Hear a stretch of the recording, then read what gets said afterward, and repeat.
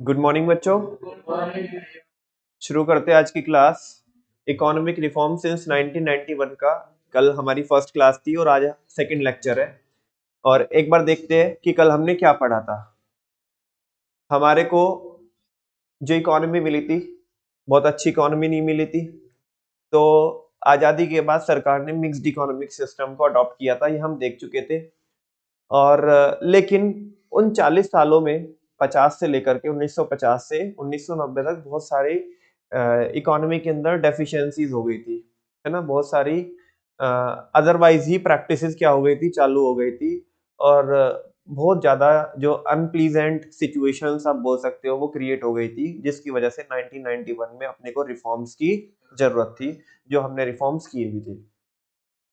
सवाल ये है कि जी इकोनॉमिक रिफॉर्म्स क्या होते हैं। ये एक सेट होता है इकोनॉमिक पॉलिसीज का। जो इकोनॉमिक पॉलिसीज क्या करती है, एक्सीलरेट करती है किसकी स्पीड को, ग्रोथ एंड डेवलपमेंट की स्पीड को तेज करती है। ऐसी सेट ऑफ पॉलिसीज उनको बोलते हैं इकोनॉमिक रिफॉर्म्स। ठीक है ना। रीजंस क्या है बच्चों, या क्या थे रीजंस इकोनॉमिक रिफॉर्म्स करने के। एमडी इन्फ्लेशन का बीपी रिजर्व नहीं करा पाया, तो दैट्स वाई अपने को क्या करने पड़े, बोलो क्या करने पड़े अपने को, रिफॉर्म्स करने पड़े। MD, M for management. Management कैसा था, इनएफिशिएंट मैनेजमेंट। एक बात, MD, D for deficit, high fiscal deficit. MD inflation, inflationary pressures, economy में इन्फ्लेशन का इन्फ्लेशनरी प्रेशर बना हुआ था। एमडी इन्फ्लेशन का BP, B for deficit in the balance of payment, P for performance, poor performance of public sector. MD inflation का BP reserve नहीं करा पाया। रिजर्व बोले तो fall in foreign exchange reserve. तो ये सारी चीजें बच्चों हमने देख ली थी। फिर 1991 की क्राइसिस को इमीडिएट क्या करने के लिए, मैनेज करने के लिए इंडियन गवर्नमेंट ने किसको अप्रोच किया, वर्ल्ड बैंक को यानी कि आईबीआरडी को और आईएमएफ को, कि हमें लोन के रूप में कितने रुपए दे दीजिए आप, $7 बिलियन। कितने, बिल्कुल। फिर हमने देखा था बच्चों measures for new economic policy, कि क्या क्या कदम उठाए सरकार ने न्यू इकोनॉमिक पॉलिसी को लेकर के। ठीक है ना, मतलब उसके कंपोनेंट पढ़ने हमें। तो दो तरीके से उन्होंने क्या किया, चीजों को मैनेज करने की कोशिश की। एक तो बिल्कुल इमीडिएट जो कि शॉर्ट टर्म मेजर्स थे, और एक long term measures. Short term को बोलते हैं स्टेबलाइजेशन मेजर्स, जहाँ पे चीजों को स्टेबलाइज किया गया, है ना। कि जो और चीजें बिगड़ रही थी बस उसे वही की, जितनी बिगड़ चुकी वो तो बिगड़ चुकी, अब बस इसे यहीं पे रोक दिया जाए। वो तो थे स्टेबलाइजेशन मेजर्स। ठीक है ना। दूसरा, अब क्योंकि केवल चीजें बिगड़ती ही जा रही है, उसको रोकना तो केवल समाधान नहीं है। वो तो ये है कि भाई शॉर्ट टर्म हो गया, अब चीजों को लॉन्ग टर्म में क्या भी तो करना है, इंप्रूव भी तो करना है। तो उसके लिए अपने पास क्या थे, स्ट्रक्चरल रिफॉर्म मेजर्स। ये लॉन्ग टर्म के लिए थे। और इसी ये लॉन्ग टर्म ही हमें पढ़ने हैं, elements of new economic policy. The new ये तो पढ़ा दिया था ना मैंने आपको। जो न्यू इकोनॉमिक पॉलिसीज थी वो कब अनाउंस हुई थी, जुलाई 1991 में। और उसके कंपोनेंट क्या थे, लिबरलाइजेशन, प्राइवेटाइजेशन, ग्लोबलाइजेशन। बोलो, लिबरलाइजेशन, प्राइवेटाइजेशन, ग्लोबलाइजेशन। ठीक है ना। लिबरलाइजेशन क्या होता है, जो अननेसेसरी बाउंड्रीज लगी हुई होती है किसके ऊपर, प्राइवेट सेक्टर के ऊपर, वो हटा दी गई थी, ताकि एक अच्छा एनवायरनमेंट क्रिएट हो सके प्राइवेट पार्टीज के लिए भी। क्योंकि ज्यादातर जो 40 साल के अंदर जो रोल रहा है वो गवर्नमेंट का और पब्लिक सेक्टर का रहा है ना। प्राइवेट को क्या किया जाता था, इग्नोर किया जाता था। तो अब उनके लिए फेवरेबल एनवायरनमेंट क्रिएट किया गया, और उसके लिए उन्होंने बहुत सारे रिफॉर्म्स किए। और जिसको हम बोलते हैं फॉरेन ट्रेड फिट है बॉस। फॉरेन ट्रेड फिट है बॉस बोले तो, फॉरेन बोले तो फॉरेन एक्सचेंज रिफॉर्म्स। उन्होंने फॉरेन एक्सचेंज रिफॉर्म्स किए, यानी कि वो जो हमारा एक्सचेंज रेट होता था उसको मैनेज करने के लिए रिफॉर्म्स किए, जिसको हम क्या भी बोलते हैं, external sector reforms. Foreign trade fit है बॉस, फॉरेन हो गया trade, trade and investment policy reforms. Foreign trade fit, F for financial sector reforms, I for industrial sector reforms, and T for tax reforms, या जिनको fiscal reforms भी बोलते हैं। और शायद मेरे बताने की जरूरत नहीं होनी चाहिए कि टैक्स रिफॉर्म्स को फिस्कल रिफॉर्म्स क्यों बोलते हैं। बिकॉज जो गवर्नमेंट की जो टैक्सेशन पॉलिसी होती है उसी को क्या बोलते हैं, फिस्कल पॉलिसी बोलते हैं। जो गवर्नमेंट बनाती है वो फिस्कल पॉलिसी होती है, ठीक है ना। तो वंस अगेन देखो बच्चों, अगर मैं आपको इसका फ्लो आपको अगर बना के बताऊं तो आप इसको ऐसे देख सकते हैं, न्यू इकोनॉमिक पॉलिसी। इसमें हमने दो मेजर्स लिए। पहला स्टेबलाइजेशन मेजर्स,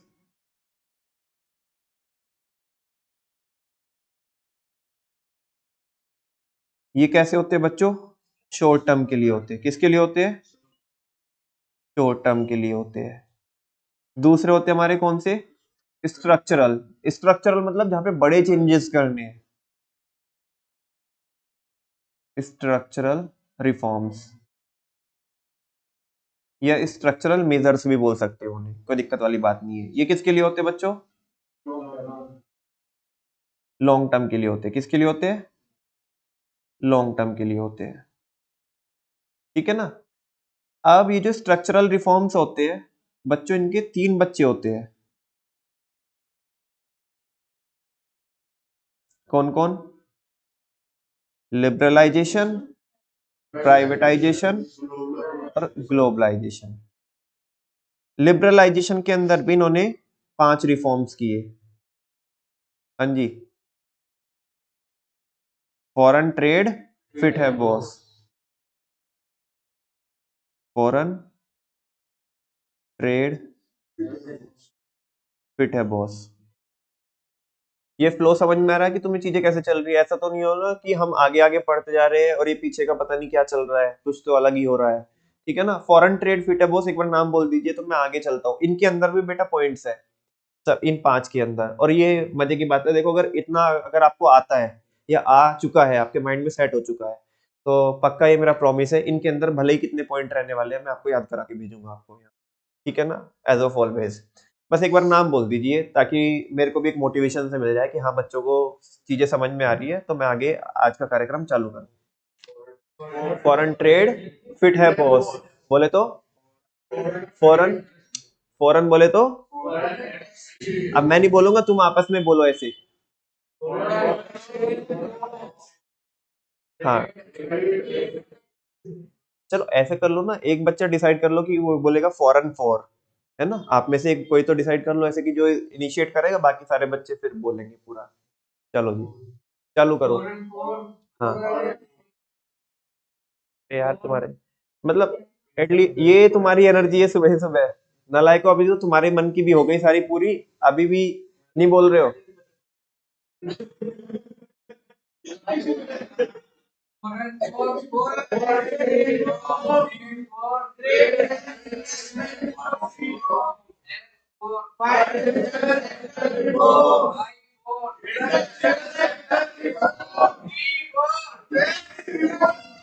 बहुत अच्छे, चलो शुरू करते हैं। हाँ जी, बात करते हैं बच्चों किसकी, फॉरेन एक्सचेंज रिफॉर्म। किसकी बात करते हैं,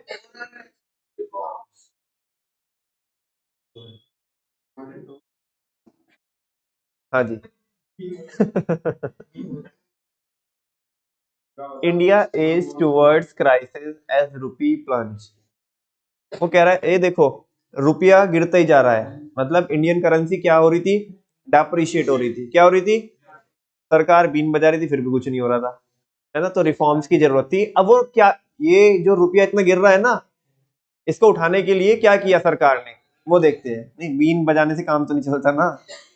अब देखो, हाँ जी, ओ मैं तेरी दुश्मन दुश्मन तू मेरा, इधर देखो। देखो बच्चों क्या क्या किया Kanhaiya ji. Devaluation refers to the, सुनो पहले डिवैल्यूएशन बता रहा है। देखो ए क्या बच्चों जैसे बच्चा समझा, इसने डिवैल्यूएशन बता रहा है, जिंदगी में पता नहीं कब पढ़ के आए हम डिवैल्यूएशन। कह रहा है devaluation refers to the reduction in the value of domestic currency. अपने आप हो जाती है, करनी पड़ती है। हाँ जी, देखो बीन बजाने से तो अपने आप तो रुपया उठ नहीं रहा, है ना, तो अब करना पड़ेगा, ठीक है ना।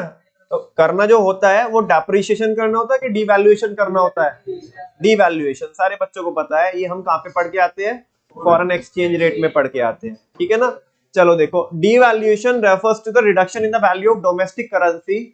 डिवैल्यूएशन का मतलब है डोमेस्टिक करेंसी का क्या हो जाना, कम हो जाना या कम कराना, कराना बाय द गवर्नमेंट। कौन करती है, और कौन अपने आप हो जाता है, depreciation. To overcome the BOP crisis, देखो क्योंकि बीओपी क्राइसिस हो रखी थी। बीओपी क्राइसिस कौन सी बीओपी क्राइसिस, किसकी बात कर रहे हो आप, अरे वो जो ऊपर पढ़ा था हमने, वो जो डेफिसिट आ रहा था बीओपी में, उसी को तो बीओपी क्राइसिस बोलेंगे भाई। जो बीओपी किस में आया, डेफिसिट में आया, उसी को तो बीओपी क्राइसिस बोलेंगे। तो उसको ओवरकम करने के लिए द रुपी वाज डीवैल्यूड, रुपी को क्या किया गया, डीवैल्यू किया गया।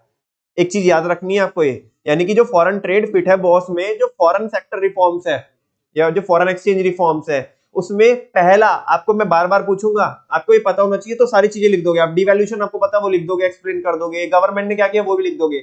बस ये पता होना चाहिए कि क्या क्या किया, वो याद रहना चाहिए। तो एक तो बच्चों नट शैल में बात यही है कि डिवैल्यूएशन किया, क्या किया, होता क्या है इस चैप्टर में, इन टॉपिक्स में बच्चे नॉर्मल लिख के आते हैं, जनरल जो उन्हें नॉलेज रहती है वो लिख के आते हैं, और उसमें इसके पॉइंट उसमें लिखते हैं, उसके पॉइंट इसमें लिखते हैं। बच्चों ऐसे नंबर नहीं मिलेंगे। अगर वो पूछेगा कि फॉरेन एक्सचेंज रिफॉर्म्स में बताओ क्या क्या किया, तो आपको ये ही बताना पड़ेगा कि डिवैल्यूएशन किया, और नेक्स्ट क्या किया, गवर्नमेंट ने क्या किया, अलाउ किया कि जो एक्सचेंज रेट है वो फ्रीली क्या करेगा, मार्केट में फ्लोट करेगा। तो ये ही 2 पॉइंट लिखने पड़ेंगे आपको, ऐसे नहीं आप कुछ भी लिख दोगे, ठीक है ना। तो फिलहाल रुपी को क्या किया गया बच्चों, डीवैल्यू किया गया अगेंस्ट फॉरेन करेंसीज। अच्छा भैया, अपनी करेंसी को खुद, अपनी करेंसी की इज्जत खुद ही डाल दी नीचे, अपनी करेंसी की इज्जत खुद ही डाल दी, हम तो पहले ही बर्बाद थे, और हमारी करेंसी को और गवर्नमेंट ने क्या कर दिया, खुद पे खुद क्या कर दिया, डीवैल्यू कर दिया। What is the reason behind that, यहाँ पे नहीं लिखा, very good, to increase the export of the country, हमारी कंट्री के किसको इंक्रीज करने के लिए। और ये बताने की जरूरत नहीं है, सारे बच्चे पढ़ के आते हैं कि जब डेप्रिसिएशन या डिवैल्यूएशन, डेप्रिसिएशन होता है और डिवैल्यूएशन कराया जाता है, तो उस केस में हमारी कंट्री के क्या बढ़ते हैं। अच्छा, जब एक्सपोर्ट बढ़ेंगे तो पैसा, और जब पैसा आएगा तो वो जो बीओपी डेफिसिट में आ रहा था वो किस में जाएगा, सरप्लस में जाएगा। तो वही तो बोला उसने कि बीओपी क्राइसिस को क्या करने के लिए, ओवरकम करने के लिए रुपी को डिवैल्यू किया गया फॉरेन करेंसीज के अगेंस्ट। This led to an increase in the inflow of foreign exchange, इससे फॉरेन एक्सचेंज ज्यादा आया, और फाइनली हमारा जो बीओपी था वो किसमें कन्वर्ट हो जाना था, मतलब ऐसे नहीं कि एकदम से ही हो गया था, हो जाना था, मतलब कोशिश तो यही थी, ठीक है ना। लेकिन फिर भी बिकॉज हमारा जो बीओपी रहता है वो सरप्लस में कम रहता है, because we are the importer country, ठीक है ना, पहले भी हमने देखा था ये चीज। नेक्स्ट है बच्चों, एक तो क्या किया उन्होंने, डिवैल्यू किया, क्या किया, डिवैल्यूएशन किया। दूसरा, the government allowed the rupee value to be free from its control. सारे बच्चों को पता है कॉन्सेप्ट होता है मैनेज फ्लोटिंग, है ना। मैनेज फ्लोटिंग में गवर्नमेंट क्या करती है, कंट्रोल कर लेती है, कह रहे नहीं करेंगे हम, ठीक है ना, मार्केट के हाल पे छोड़ दो, फ्री, उसे कंट्रोल नहीं कर रहे, फ्री छोड़ दो, डिमांड एंड सप्लाई के ऊपर छोड़ो इसे, ठीक है ना। The government allowed the rupee value to be free from its control, अपने चंगुल से छुड़ाया उन्होंने, है ना, किसको, फॉरेन एक्सचेंज रेट को। As a result market forces of demand and supply determine the exchange value. अब जो एक्सचेंज रेट निकलने लगा वो किसके अकॉर्डिंग निकलने लगा, डिमांड एंड सप्लाई के according of the Indian rupee in terms of a foreign currency. बात समझ में आ रही है। फॉरेन ट्रेड फिट है बॉस में, फॉरेन सेक्टर रिफॉर्म्स है, फॉरेन एक्सचेंज रिफॉर्म्स आप उन्हें बोल सकते हो, उसके अंदर 2 काम किए, बस एक एक वर्ड में पता होना चाहिए, आगे तो लिख दोगे सारा तुम, क्योंकि वो मैक्रो का पोर्शन चल रहा है पूरा, बस ये होना चाहिए कि करा क्या है ये पता होना चाहिए। एक तो क्या किया, डिवैल्यूएशन किया, है ना, आगे भी बोलने की जरूरत नहीं, डिवैल्यूएशन किसका किया, सारे बच्चों को पता डिवैल्यूएशन किसका होता है, करेंसी का डिवैल्यूएशन होता है, हो जाता है, करना पड़ता है। दूसरा क्या किया गवर्नमेंट ने, हाँ, उसको कंट्रोल नहीं किया, मार्केट डिमांड एंड सप्लाई के ऊपर उसे छोड़ दिया, ठीक है ना, 2 काम किए ताकि फ्रीली रेट डिटरमाइन हो सके, फ्री फ्लोट जिसे बोलते हैं, ठीक है ना, बिल्कुल। बात करते हैं बच्चों अब किसकी, trade and investment policy reforms की। अब ट्रेड, ताकि देश के अंदर इन्वेस्टमेंट ज्यादा हो और ट्रेड के लिए एक फेवरेबल एनवायरनमेंट क्रिएट हो, क्योंकि हम पर लिबरलाइजेशन रहे, तो उसके लिए भी उन्होंने कुछ कुछ किया। वो क्या क्या किया आप देख रहे होंगे बच्चों, यहाँ पे 4 उन्होंने पॉइंटर्स लिखे हुए हैं, तो ये हमें देखने हैं, ठीक है ना। Under the new economic policy NEP में क्या किया, quantitative restrictions on import and exports were greatly reduced. वो 4 डिकेड्स के अंदर गवर्नमेंट ने सेल्फ रिलायंस के लिए या एक पॉलिसी लेकर के आई थी, इंपोर्ट सब्स्टिट्यूशन, जहां पे इंपोर्ट करने पे रेस्ट्रिक्शन थी और कोटा फिक्स किए हुए थे, वो सब हटाए गए। वो देखो कह रहे हैं कि जो क्वांटिटेटिव जो लिमिट लगा रखी थी ना कि भाई इस चीज का इतना ही इंपोर्ट कर सकते हो, इस चीज का इतना ही इंपोर्ट कर सकते हो, तो वो क्वांटिटेटिव रेस्ट्रिक्शन इंपोर्ट पे भी और एक्सपोर्ट पे भी गवर्नमेंट ने हटा दी। अब जितना मर्जी चाहे इंपोर्ट करो, जितना मर्जी आए एक्सपोर्ट करो। बात समझ में आ रही है? तो पहला पॉइंट नटशेल में क्या रहा कि क्वांटिटेटिव रेस्ट्रिक्शन हटाई गई, किसके ऊपर से? एक्सपोर्ट और इंपोर्ट के ऊपर से। एक बात, इससे ट्रेड नहीं बढ़ेगा, इससे इन्वेस्टमेंट नहीं बढ़ेगी, बाहर वाले लोग आकर के यहाँ इन्वेस्ट करेंगे, है ना। दूसरी नई नई कंट्रीज के साथ हम क्या कर रहे हैं?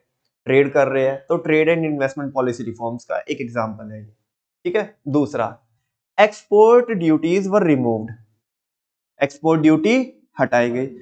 ये जब मैं गवर्नमेंट बजट पढ़ाया था मैंने आपको तब भी बताया था कि एसईजी में जितनी भी यूनिट्स होती है उनको बेसिकली एक सेक्शन होता है इनकम टैक्स में बच्चों, सेक्शन 10AA, और 10AA ये बोलता है कि जितनी भी एसईजी के अंदर जो यूनिट्स होती है और वो एक्सपोर्ट ओरिएंटेड होती है, वो जितना भी उन्होंने पैसा बनाया होता है किससे? एक्सपोर्ट से, है ना, अगले 15 सालों तक उनकी इनकम पे कोई टैक्स नहीं लगेगा। शुरू के 5 साल तो 100% इनकम पे, अगले 5 साल 50% इनकम पे, और अगले 5 साल भी रिक्वायरमेंट होती है, उसमें रिजर्व में पैसा ट्रांसफर करना होता है, देन आपको क्या मिल जाती है? बेनिफिट मिल जाती है टैक्सेशन की, ठीक है ना। तो वो चीज है। तो कह रहे कि एक्सपोर्ट ड्यूटी को हटाया गया। क्या किया गया? एक्सपोर्ट ड्यूटी को हटाया गया। Were remove to increase the competitive position of Indian goods in the international market, ताकि जो हमारे गुड्स है वो सस्ते हो जाए, किसमें? इंटरनेशनल मार्केट में। और जब सस्ते हो जाएंगे तो वहां पे डिमांड ज्यादा आएगी। बात समझ में आ रही है आपको?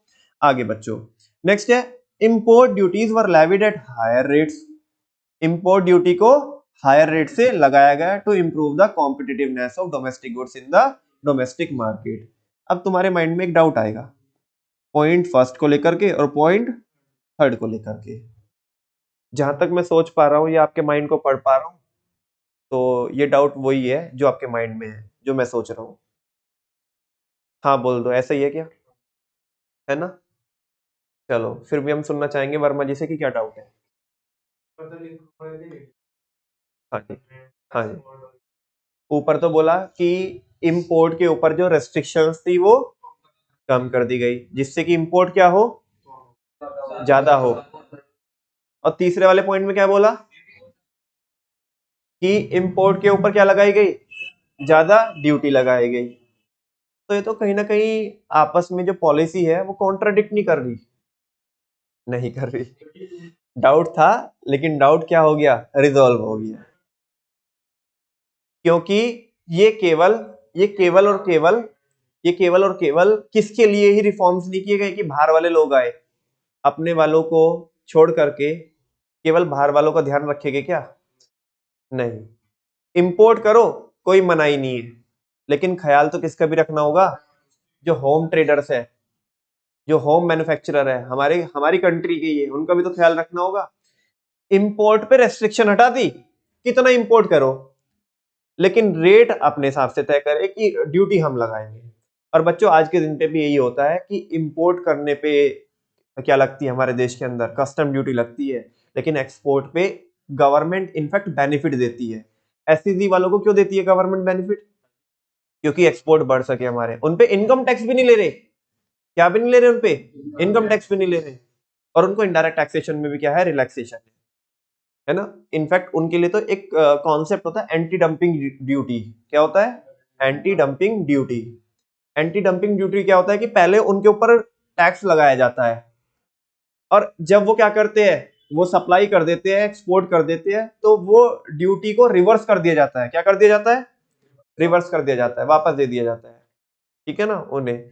वो तुम बोलोगे अब उसकी एक प्रोसीजर है, वो तुम्हें समझ में नहीं आएगी यार, ठीक है ना, वो बहुत टेक्निकल है। उसमें क्या है कि वो ताकि जीएसटी का जो सिस्टम है वो सीमलेसली चल सके, तो पहले ड्यूटी लगाते हैं, देन वापस से क्या कर देते हैं, मतलब उन्हें वो कर देते हैं, रिवर्स कर देते हैं, उस ड्यूटी को वापस दे देते हैं, ठीक है ना, ताकि वो जो सिस्टम बनाया है जिस किसका वो आउटपुट और इनपुट वाला जो सिस्टम बना है वो प्रॉपर चलता रहे। तो दैट्स वाई बच्चों। तो कह रहे कि इंपोर्ट ड्यूटी लगाई गई, रेस्ट्रिक्शन तो हटा दी इंपोर्ट पे से, लेकिन ड्यूटी हायर लगा दी ताकि क्या हो सके, to improve the competitiveness of domestic goods in the domestic market. हमारे गुड्स इंटरनेशनल मार्केट में चल सके वो तो सेकंड पॉइंट है, लेकिन हमारे गुड्स हमारी मार्केट में भी तो चलने चाहिए, खाली दूसरों के भरोसे कोई ना रहेंगे। तो दैट्स वाई जो इंपोर्टेड गुड्स थे उनके ऊपर ड्यूटी ज्यादा लगाई गई, क्योंकि हमारी मार्केट से भी तो डिमांड आ रही थी ना। तो अब जब फॉरेन वाले जो प्रोडक्ट है वो महंगे करेंगे, लेके आओ, कोई मनाही नहीं है, बेचने का तुम देख लो कि तुम कैसे बेचोगे, लाने की कोई मनाही नहीं है। तो क्योंकि उनके ऊपर हायर टैक्स लगा दिए गवर्नमेंट ने, तो हमारे थोड़े प्रोडक्ट क्या हो गए, सस्ते हो गए, तो हमारी मार्केट में कम से कम हमारी कॉम्पिटिटिवनेस तो बनी रहे। तो वो चीज है।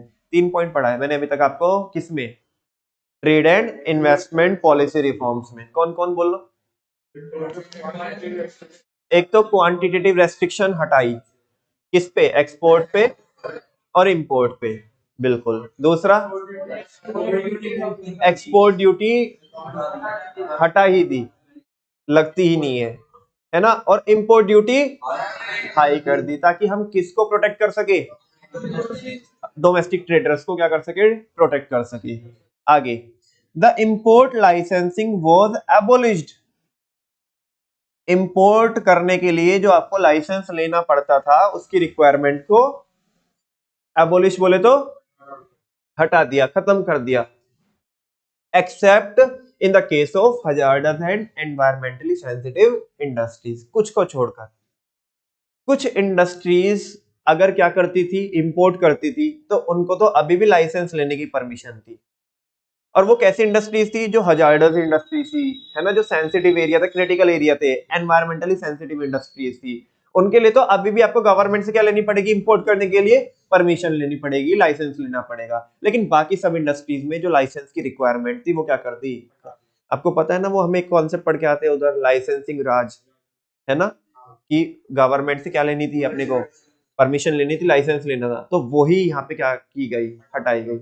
और वहां पे तो केवल हम पढ़ते हैं किसके लिए, केवल किसके लिए, जो होम ट्रेडर है, किसके लिए, होम ट्रेडर के लिए। यहाँ पे बस हम फर्क इतना है कि यहाँ पे हम किसके लिए पढ़ रहे हैं, वो जो हम इंपोर्ट करते थे उसके लिए, ठीक है ना। तो तुम बोलोगे भैया कि जो वहां पे जो लाइसेंसिंग की रिक्वायरमेंट रखी थी अपने होम ट्रेडर के लिए, क्या उनके लिए भी हटाई गई, हाँ उनके लिए भी हटाई गई। वो कौन है आपका, ये तो हो गया आपका कौन से वाला, ट्रेड एंड इन्वेस्टमेंट है ना। एक हमारा क्या है, इंडस्ट्रियल सेक्टर रिफॉर्म्स आएगा ना आगे, वो उसमें आएगा, है ना, उसमें डिफरेंस भी बताऊंगा मैं आपको, ठीक है। फिलहाल आपको मुझे बताओ, ये आपको 4 पॉइंट समझ में आते कि नहीं आते हैं, कौन कौन से। क्वांटिटेटिव रेस्ट्रिक्शन हटाई गई, दूसरा एक्सपोर्ट ड्यूटी हटाई गई, तीसरा इंपोर्ट ड्यूटी हायर रेट से लगाई गई, चौथा जो लाइसेंस की रिक्वायरमेंट थी इंपोर्ट करने के लिए, किसके लिए, इंपोर्ट करने के लिए, इंपोर्ट लाइसेंसिंग पढ़ रहे बच्चों ये, है ना, उसको खत्म कर दी गई कुछ इंडस्ट्रीज को छोड़कर। वो कौन सी इंडस्ट्रीज थी, जो हजार्डस इंडस्ट्रीज थी और एनवायरमेंटली सेंसिटिव इंडस्ट्रीज थी। This encourage domestic industries to import raw material at better prices. जब लाइसेंस की रिक्वायरमेंट खत्म कर दी, है ना, तो अब हर एक बंदा क्या कर सकता था, बाहर से इंपोर्ट कर सकता था, किसको, रॉ मटेरियल को, वो भी बिल्कुल बेटर प्राइसेस पर, है ना, जहां से भी हमें सस्ता मिलेगा, जिसको, है ना, हम वहां से क्या कर लेंगे, परचेज कर लेंगे raw material, which raised their efficiency and made them more competitive. जिससे उनकी एफिशिएंसी बढ़ी और वो ज्यादा क्या बन गए, कॉम्पिटिटिव बन गए, ठीक है ना। बात समझ में आई। समझ में ही आता है कि अभी तक हम फॉरेन एक्सचेंज रिफॉर्म्स पढ़ चुके हैं और दूसरा trade and investment policy reforms पढ़ चुके हैं, ठीक है ना। अच्छा, उसके अंदर कितने पॉइंट थे, 2, इसके अंदर 4, कितने हैं, 4, कितने हैं, 4, ठीक है ना। 2 कौन कौन है उधर, मैं आगे अभी अभी मैं आपको क्या करा रहा हूँ, अभी मैं आपको बहुत ज्यादा टाइम अलॉट करूंगा इसको आपके माइंड में सेट करने के लिए। बाद में मैं बात जो करूंगा ना आपसे, वो गिनती में बात करूंगा, मैं ऐसे पॉइंटों में बात नहीं करूंगा, हाँ 2 4 3 2 इसमें बात करूंगा बस, ठीक है ना। बोलो जल्दी से, 2 पॉइंट कौन से है वो, डिवैल्यूएशन, जितना शॉर्ट हो सके बस उतना शॉर्ट बोलो, डिवैल्यूएशन, दूसरा और मार्केट डिमांड सप्लाई को ऑपरेट कराया। 2 बातें। बात करें अगर किसकी, trade and investment policy reforms की, तो 4 पॉइंट्स। पहला, क्वांटिटेटिव रेस्ट्रिक्शन को कम किया गया एक्सपोर्ट में भी, और कम क्या किया गया, इनफैक्ट क्या किया गया, हटाया गया। ठीक है ना। नेक्स्ट है एक्सपोर्ट ड्यूटी हटा दी गई। तीसरा, इंपोर्ट ड्यूटी हायर रेट से लगाई, और इंपोर्ट करने के लिए जो लाइसेंस की रिक्वायरमेंट थी कुछ इंडस्ट्रीज को छोड़कर वो हटा दी गई। बात समझ में आती है। तो ये हो गया आपके trade and investment policy reforms. Next है बच्चों फाइनेंशियल सेक्टर रिफॉर्म्स। कौन से? अच्छा, फाइनेंशियल सेक्टर मतलब फाइनेंशियल सेक्टर किसको बोलते हैं? जो एनबीएफसीज होती है, नॉन बैंकिंग फाइनेंशियल कंपनीज होती है, बैंक जो बैंक्स होते हैं, है ना। तो इन सबको मिलाकर के जितने भी फाइनेंशियल इंस्टीट्यूशंस होते हैं, ये सबको मिलाकर के क्या बनता है? फाइनेंशियल सेक्टर बनता है। क्या बनता है? फाइनेंशियल सेक्टर में भी क्या किए? रिफॉर्म्स किए, है ना। और ये फाइनेंशियल सेक्टर जो फाइनेंशियल सेक्टर के रिफॉर्म्स है वो एग्जाम के लिए इंपॉर्टेंट है। ठीक है ना। चलो देखते हैं। पहले तो बता रहा है फाइनेंशियल सेक्टर में कौन कौन आता है। Banking and non banking financial institutions. Non banking financial institutions कौन? एनबीएफसीज जिसको हम बोलते हैं। जैसे मैंने पहले भी आपको एग्जांपल दिए थे, मन्नापुरम गोल्ड लोन का आपने एग्जांपल सुना होगा, मुथूट फाइनेंस वगैरह का। ऐसे बहुत सारी एनबीएफसीज है मार्केट में, लेकिन मैं किसके एग्जांपल बता रहा हूँ जिसके आपने नाम सुने हैं। ठीक है ना। जैसे एचडीएफसी भी एक एनबीएफसी थी, लेकिन अब तो वो मर्ज हो गया। एचडीएफसी बैंक, एचडीएफसी अलग थी, एचडीएफसी बैंक अलग था, अब दोनों मर्ज हो गए साथ में। ठीक है ना। उनमें से एक एनबीएफसी थी, एक बैंक था, तो अब तो दोनों एक ही हो गए। नेक्स्ट है इसमें स्टॉक एक्सचेंज मार्केट भी आती है। कौन भी आती है? स्टॉक एक्सचेंज मार्केट भी आती है, और फॉरेन एक्सचेंज मार्केट भी आती है। ठीक है ना। इनसे सबसे मिलकर के फाइनेंशियल सेक्टर बनता है। बैंक, एनबीएफसी, शेयर मार्केट और फॉरेन एक्सचेंज मार्केट। और ना बैंक बताने की जरूरत है, ना एनबीएफसी बताने की जरूरत है, ना स्टॉक मार्केट बताने की जरूरत है, और ना ही फॉरेन एक्सचेंज मार्केट बताने की जरूरत है। सब कुछ पढ़ा हुआ है ऑलरेडी, मैक्रो में पढ़ के आए। मैं कह रहा हूँ कि मैक्रो का पोर्शन चल रहा है, बस आपको ये पता होना चाहिए कि किसके अंदर क्या क्या पॉइंट है। टॉपिक्स आपको पता है कि कौन क्या चीज है। ठीक है। कह रहे the financial sector in India is controlled by the central bank. बताओ ये बात मेरे बताने लायक है क्या? कि जो फाइनेंशियल सेक्टर है उसे कौन कंट्रोल करता है भारत में? Central bank, that is RBI, Reserve Bank of India. The reforms introduced in the financial sector are. Financial sector में कौन कौन से रिफॉर्म्स हुए वो बता रहे हैं। ध्यान से देखना बच्चों, ये बड़े स्केल पे पूछता है एग्जाम में। जो ए वाला जो पोर्शन, जो ए वाला जो पार्ट है, ये केस स्टडी भी बना करके डायरेक्ट भी पूछता है। वो कहता है the role of RBI was reduced from regulator to facilitator of the financial sector. RBI, सारे बच्चों को पता है कि आरबीआई रेगुलेट करता है। क्या करता है? रेगुलेट करता है किसको? फाइनेंशियल सेक्टर को। ठीक है ना। तो आरबीआई का रोल रेगुलेटर से चेंज करके उसे क्या बना दिया? फैसिलिटेटर। देखो रेगुलेटर तो होता है बच्चों की जो तुम्हारे ऊपर लगाम लगाए, तुम्हारे ऊपर रोक टोक करे, तुम्हें ये नहीं करना, तुम्हें वो नहीं करना। तो ऐसे में देखो, लेट सपोज अगर मैं तुम्हारे ऊपर बहुत ज्यादा रोक टोक लगाऊं, तो तुम गाली तो दोगे ही, तुम्हें लगेगा यार अननेसेसरी पता नहीं क्या इतनी सारी हमारे ऊपर रेस्ट्रिक्शन लगाई जा रही है। इसी मतलब जो मेरा इंटेंशन है, जो मेरा पर्पस है, उस पर्पस को मैं अचीव कर सकता हूं तुम्हारे ऊपर रोक टोक लगा करके। तो उस कैपेसिटी में तो मैं कौन हो गया? रेगुलेटर। कौन हो गया? इतने बजे आना है, इतने बजे जाना है, ये यार वो है ना, 100 तरह की रेस्ट्रिक्शंस आपके ऊपर लगा दी, तो रेगुलेटर। लेकिन जो मेरी इंटेंशन है, मेरी इंटेंशन ये है कि हमारे बच्चे बिगड़े ना। ऐसे आरबीआई चाहता है कि आरबीआई के बच्चे बिगड़े ना, मतलब कमर्शियल बैंक या बाकी सारे जो देश के अंदर जितने भी फाइनेंशियल जो सिस्टम है वो बिगड़े ना, है ना। तो एक तो तरीका था वो रेगुलेशन करके, लेकिन रेगुलेशन ना करके जो मेरी इंटेंशन है, इंटेंशन क्या है कि बच्चे बिगड़े ना, उसको मैं बच्चों की हेल्प करके, रेगुलेट करके नहीं, हेल्प करके। हेल्प मतलब फैसिलिटेटर, फैसिलिटेट करना। ठीक है ना। और जब मैं फैसिलिटेट करूंगा मतलब मैं हेल्प करूंगा, तो मैं किसके रोल में रहूंगा? रेगुलेटर के रोल में रहूंगा या फैसिलिटेटर के रोल में रहूंगा? फैसिलिटेटर, जहां पे मैं आपके ऊपर रोक टोक नहीं लगा रहा हूं, आपकी हेल्प कर रहा हूं। क्या कर रहा हूं? आपकी हेल्प कर रहा हूं। तो आरबीआई का रोल जो पहले रेगुलेटर के तौर पे था, अब उस रेगुलेटर के रोल से उसका रोल चेंज करके उसे क्या कर दिया? फैसिलिटेटर बना दिया। क्या बना दिया? फैसिलिटेटर, ताकि एक हेल्दी ग्रोथ हो सके किसमें? फाइनेंशियल सेक्टर में। ठीक है ना। तो आरबीआई का रोल किससे क्या कर दिया? रेगुलेटर से फैसिलिटेटर कर दिया the financial sector. As a result जिसकी वजह से हुआ क्या? The financial sector was allowed to take decisions on many matters without consulting the RBI. जहां पे जो फाइनेंशियल सेक्टर है, वो जो बच्चे हैं, कमर्शियल बैंक्स है ये बाकी एनबीएफसीज है, ठीक है ना, वो अपने डिसीजंस ले सके विदाउट किसकी परमिशन के, आरबीआई के पर। जो क्रिटिकल चीजें है उनमें तो आरबीआई को कंसल्ट करना पड़ेगा, उसकी परमिशन लेनी पड़ेगी, लेकिन बाकी जो रूटीन चीजें है, जो पहले अननेसेसरली जो हमने उनके ऊपर की, ये भी एक पिज्जी सा भी काम, कई लोगों के घर वाले ऐसे होते हैं, एक छोटा सा भी पत्ता भी हिलाएगा ना तो इधर से उधर, हमारी मर्जी के बगैर नहीं लेगा वो, हमारी परमिशन पहले लेनी पड़ेगी, ठीक है ना। तो उसमें तो बच्चा सोचता है यार पता नहीं यार क्या हमारे ऊपर इतनी रेस्ट्रिक्शन लगा दी, है ना। लेकिन तुम छोटे छोटे काम जो तुम अपने लेवल से कर सकते हो, उतनी अथॉरिटी तुम्हारे पास होनी चाहिए, तुम उन्हें निपटा रहे हो, कोई बड़े काम में तुम्हें जरूरत पड़ी तो तुम अपने माता पिता को क्या कर रहे हो, कंसल्ट कर रहे हो। तो बस वही काम किया गया किसके साथ, आरबीआई के साथ, कि छोटे छोटे काम तो बच्चे लोगों तुम अपने आप कर लो, उसमें हम बीच में ऐसे इंटरवीन नहीं करेंगे, लेकिन अगर बड़े काम करने हैं तो उसके लिए तो देखो परमिशन लेनी पड़ेगी, है ना। तो बस फाइनली आपको ये देखना है कि आरबीआई का जो रोल किया गया वो रेगुलेटर से चेंज करके उसे फैसिलिटेटर बनाया गया। आगे, the reform policies led to the establishment of private sector banks. पहले बच्चों प्राइवेट सेक्टर मतलब बैंकिंग सेक्टर में या फाइनेंशियल सेक्टर में प्राइवेट पार्टी को ऑपरेट करना अलाउड नहीं होता था। जितने भी बैंक होते थे वो जो नेशनलाइज बैंक होते थे। 1970 में क्या हुआ, नेशनलाइजेशन हुआ बैंक्स का, ठीक है ना, उस दौर में। तो लगभग लगभग उन पे गवर्नमेंट का कंट्रोल रहता था, गवर्नमेंट की अंडरटेकिंग रहती थी। बैंकिंग सेक्टर में जितनी भी यूनिट्स रहती थी वो गवर्नमेंट की रहती थी, प्राइवेट पार्टी को अलाउड नहीं होता। आज तो देखते हो आप, सबसे बड़ा bank HDFC, ICICI, bank of Baroda, ठीक है ना। तो मार्केट में प्राइवेट पार्टी को भी क्या है, अब परमिशन है क्या करने की, बैंकिंग सेक्टर में आने की।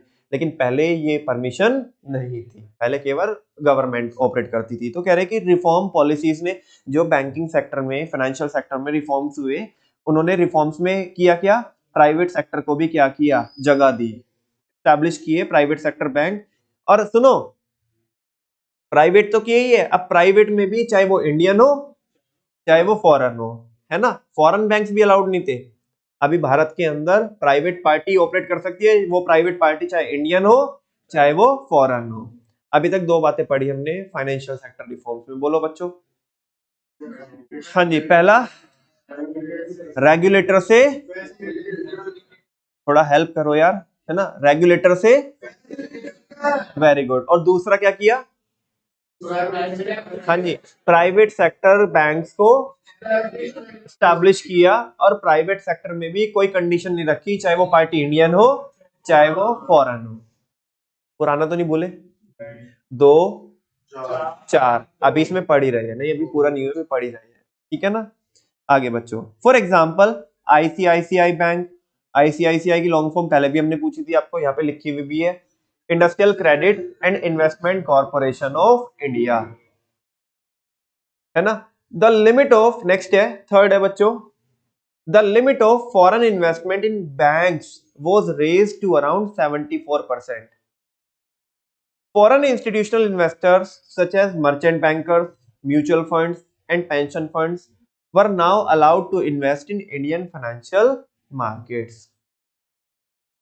जो फॉरेन पार्टीज होती थी वो भारत के अंदर बच्चों पहले लिमिट होती, पहले तो इन्वेस्टमेंट कर ही नहीं सकते थे, फॉरेन पार्टी इन्वेस्टमेंट कर नहीं सकती थी। तो देखो बैंकिंग में अलाउड किया। अब बैंकिंग में भी बच्चों ये जो लिमिट थी ना, ये लिमिट, ये पहले 49% थी, कितना थी, और 49% का रीजन था, ये चेंज करके आप देख रहे होंगे ये ग्रीन हुई हुई है, ये 49% से बढ़ा करके कितनी कर दी, 74%। देखो जो फॉरेन पार्टी होती थी वो क्या नहीं कर सकती थी, 49% से पहले की बात कर रहा हूँ, ज्यादा इन्वेस्टमेंट नहीं कर सकते थे, because you know very well, एक सब्सिडरी होने के लिए, एक सब्सिडरी होने के लिए अपने को कितना चाहिए होता था, 50% से ज्यादा, 51 या 50% से ज्यादा, 50% से ज्यादा। तो 51 किसके लिए होती थी, वो गवर्नमेंट कंपनी के लिए होती है, किसके लिए होती लिमिट, ये सब पढ़ाया हुआ है बच्चों आपको बहुत पहले। अभी तुम देखो, अगर फॉरेन सेक्टर को अलाउड कर दिया होता शुरुआत में, शुरुआत की बात कर रहा हूँ, कि तुम 50% से ज्यादा क्या कर सकते हो, कोई काम नहीं आ जाता, तो सारी की सारी सब्सिडरी किसकी हो जाती, बोलो ना, सारी की सारी सब्सिडरी किसकी हो जाती, फॉरेन सेक्टर की हो जाती, ठीक है ना। तो दैट्स वाई, ताकि जो फिरंगी है, फिरंगियों के जाल से बच सके, तो वो लिमिट को 49% सेट करके रखा। लेकिन फिर ग्लोबलाइजेशन का जमाना आया, ठीक है ना, और पूरी इकोनॉमी को, पूरे वर्ल्ड की इकोनॉमी को एक ही इकोनॉमी समझा जाने लगा। तो बोला कि अब ऐसी प्रॉब्लम नहीं है, अब ये फिरंगी ऐसा करेंगे नहीं, है ना, कि हमें बंधक बना लेंगे, हमारे कंट्रोल कर लेंगे वापस से। तो क्योंकि अब थोड़ा हमें ओपन माइंडेड होने की जरूरत है, तो लिमिट को 49% से कितना किया गया, 74% किया गया। हाँ, 74% करने का भी कारण है। 74% करने का कारण ये है बेटा कि 75% से ज्यादा अलाउड इंडियन को भी नहीं होता, मतलब Indian in the sense promoter को। एक कभी भी तुम देखना कि किसी भी कंपनी में, जो लिस्टेड कंपनी है, उसमें क्या रहता है, सेबी की रिक्वायरमेंट रहती है कि 75% से ज्यादा प्रमोटर की होल्डिंग नहीं हो सकती, ठीक है ना। अगर 75% से क्या होती है, ज्यादा होती है, तो आपको वो होल्डिंग क्या करनी पड़ेगी बच्चों, कम करनी पड़ेगी। तो दैट्स वाई लिमिट को कितना रखा, 74%।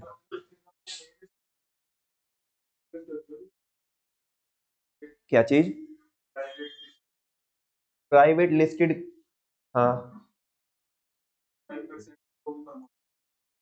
हाँ, बाकी पब्लिक नहीं होती, जनता नहीं होती, एफ आई आईज होते हैं, डी आई आईज होते हैं, एच एन आईज होते हैं, हाई नेटवर्क इंडिविजुअल्स होते हैं, तो वो लोग होते हैं, पब्लिक का पार्टिसिपेशन होता है, प्रमोटर का नहीं रह सकता। और अभी प्रमोटर का मीनिंग भी मैंने आपको बताया हुआ है पहले, जो कंपनी को कौन क्या करते हैं, स्टैब्लिश करते हैं, ठीक है ना। तो वैसे तो वो लिमिट बढ़ा करके कितनी कर दी गई बच्चों, याद रखना 49 मत करना, 49 से चेंज होके 74 हुई है, वो तभी वो ग्रीन में दिख रही है आपको।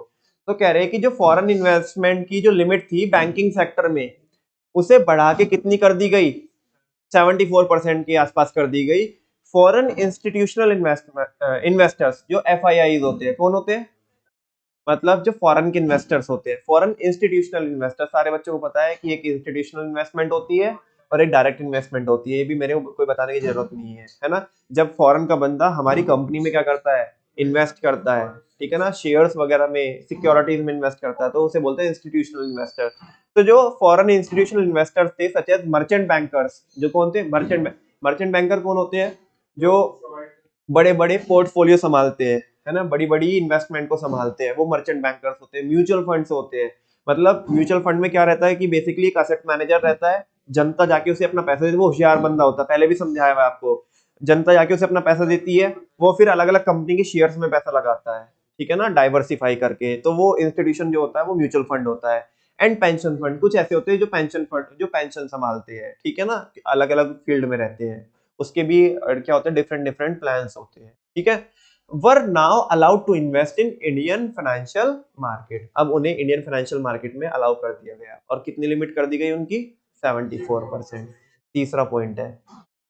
चौथा पॉइंट है, banks were given the freedom to set up new branches, bank को आजादी दी गई, उनको परमिशन दी गई, मतलब परमिशन इन द सेंस कि ऑन देयर ओन, कि वो अपने आप से क्या कर सकते हैं, नई ब्रांचेस क्या कर सकते हैं, एस्टैब्लिश कर सकते हैं। लेकिन बस कुछ क्या होगी, कंडीशंस होगी, अगर उन कंडीशन को आपने फुलफिल कर दिया तो, मतलब एक चेकलिस्ट बना के दी, है ना, अगर ये सारी चीजें टिक टिक टिक टिक है, तो परमिशन वगैरह कोई लेने की जरूरत नहीं, तुम ऑटोमेटिक चेक करो कि तुम इन चीजों पे, इन शर्तों पे खरा उतर रहे हो, तो नई ब्रांच क्या कर लो, आप ओपन कर लो, certain condition, after fulfilment of certain condition, without the approval of the RBI. तो तभी तो क्या है, आरबीआई का रोल क्या कर दिया गया, रेगुलेटर से हमसे पूछने की जरूरत नहीं है।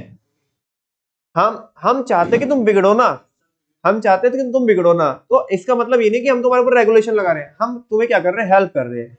तुम ये कंडीशन पूरी कर दो, हमारी ब्रांच खोल लो, हमारे से पूछने की जरूरत नहीं है। और अगर ये कंडीशन पूरी नहीं करते तो खोलना मत, फिर हम फिर रेगुलेटर बन जाएंगे, क्या बन जाएंगे भाई, फिर तो वो मैनेज तो करेगा ना, रेगुलेट तो करेगा, कंट्रोल करेगा, ऐसे तो कोई भी कुछ भी करेगा, है ना। बस इतनी आजादी दी आपको कि हाँ यार, हम आपकी हेल्प करने के लिए, आप ऐसे हमें खड़ूस मत सोचो कि अब हमारे ऊपर क्या लगाएंगे, बहुत ज्यादा रेगुलेशंस, वैसा नहीं करने का, ठीक है ना, हम तुम्हारी हेल्प करने के लिए इधर। 2 4 4, बात समझ में आ रही है, 2 4 4, 2 4 4, 2 4 4, devaluation, market demand and supply पे छोड़ दिया। फिर उसमें आते हैं किसमें, क्वांटिटेटिव रेस्ट्रिक्शन हटाई, इंपोर्ट और एक्सपोर्ट पे। दूसरा, एक्सपोर्ट ड्यूटी हटाई, इंपोर्ट ड्यूटी हायर रेट से लगाई और इंपोर्ट करने के लिए लाइसेंस की रिक्वायरमेंट हटा दी। 2 4 4 पहला रेगुलेटर टू फैसिलिटेटर आरबीआई। सुनो 2 4 4 तो ठीक है, फॉरेन ट्रेड फिट है बॉस भी याद होना चाहिए, कभी पता पड़े उसे आगे पीछे कर दो। फॉरेन ट्रेड फिट है बॉस के साथ चल रहा है 2 4 4। आरबीआई को रेगुलेटर से फैसिलिटेटर, दूसरा दूसरा बोलो इंडियन इसमें इंडियन मार्केट में प्राइवेट बैंक्स को एस्टैब्लिश कराया गया, और चाहे वो इंडियन हो चाहे वो फॉरेन हो। दो दो पॉइंट हो गए। तीसरा, हाँ जी, लिमिट बढ़ा करके फाइनेंशियल सेक्टर में जो इन्वेस्टमेंट की, जो फॉरेन इन्वेस्टमेंट की लिमिट थी वो 74% कर दी। और चौथा बच्चों क्या है कि आप नई नई ब्रांचेस खोल सकते हैं after fulfilment of certain condition but without the approval of RBI. ठीक है ना। 2 4 4 फॉरेन ट्रेड एफ पढ़ा, अभी फॉरेन ट्रेड एफ आईटी और पढ़ना है, ऐसे जाएगा फिट। ठीक है ना, बात समझ में आती है। चलो नेक्स्ट है बच्चों इंडस्ट्रियल सेक्टर रिफॉर्म्स। कौन से रिफॉर्म्स? चलो जी, पहला बुलेट कौन पढ़ेगा? The new policy abolishes industrial licensing for all the products except for a short list of industries like defense equipments, industrial explosives, dangerous chemicals, cigarettes, electronics, aerospace, and drugs, pharmaceuticals. ओ नमन भैया, ये वाला point तो repeat हो गया। ये तो उधर भी आया था, हमने लाइसेंस की रिक्वायरमेंट खत्म कर दी थी। वो इंपोर्ट के लाइसेंस की रिक्वायरमेंट थी बच्चों। किसकी रिक्वायरमेंट थी? तो फिर ये किसकी है? ये अपनी कंट्री के अंदर जो लोगों को रिक्वायरमेंट थी ये इंडस्ट्रीज को लगाने की। ठीक है ना। कह रहे हैं कि जो न्यू पॉलिसी थी उसमें जो इंडस्ट्रियल लाइसेंसिंग की रिक्वायरमेंट थी, जो उधर देखी थी हमने लाइसेंसिंग राज में, वो क्या कर दी? वो खत्म कर दी गई फॉर ऑल द प्रोजेक्ट। सारे के सारे प्रोजेक्ट के लिए लाइसेंस की रिक्वायरमेंट खत्म कर दी except for a short list of industries. कुछ के लिए तो अभी भी लेना पड़ेगा, जैसे कि लिकर, शराब के लिए आपको अगर बनानी है तो उसका लाइसेंस लेना पड़ेगा, ऐसे तो भाई तुम घर घर में शराब पहुंचाओगे। ठीक है ना। डिफेंस इक्विपमेंट, आपको डिफेंस इक्विपमेंट बना तो उनके लिए गवर्नमेंट से क्या लेनी पड़ेगी? परमिशन लेनी पड़ेगी। ठीक है ना। इंडस्ट्रियल एक्सप्लोजिव, आपको कोई तो एक्सप्लोजिव मटेरियल बनाना है तो उसके लिए परमिशन लेनी पड़ेगी। डेंजरस केमिकल है ना, जैसे तुमने देखा होगा कि ये H2SO4 होता है, ओपन में नहीं बेच सकते ना, उसके लिए प्रॉपर आपके पास क्या होना चाहिए? लाइसेंस। इनफैक्ट जो खरीदने जा रहा है उसका भी आधार कार्ड आईडी लेते हैं उसकी। ठीक है ना। ऐसे ये गली मोहल्ले में बेच नहीं सकते ये। ठीक है। तो डेंजरस केमिकल्स हो गए। सिगरेट के लिए आपको क्या लेना पड़ेगा? लाइसेंस लेना पड़ेगा। इलेक्ट्रॉनिक्स और aerospace and drugs and pharmaceuticals, तो इन सब के लिए आपको क्या लेना पड़ेगा? लाइसेंस लेना।